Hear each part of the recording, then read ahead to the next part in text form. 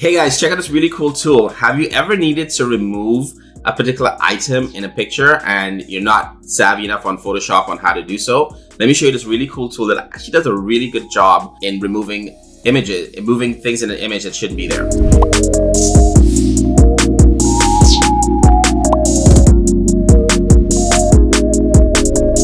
So let's just go ahead on my computer. You're gonna go to cleanup.pictures.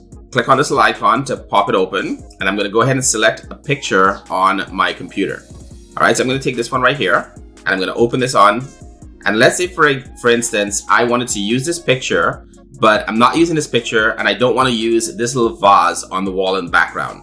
So what we can do is we can just simply click on here, and like magic, it's going to remove those things that are on the wall. Also, let's say we want to remove this light. Check this out. Boom, the light is gone. Okay, we didn't want to have the OTBS Air logo in this picture. I can just simply click on that and it's gone. All right, still in the original. Now it's gone like magic using seconds.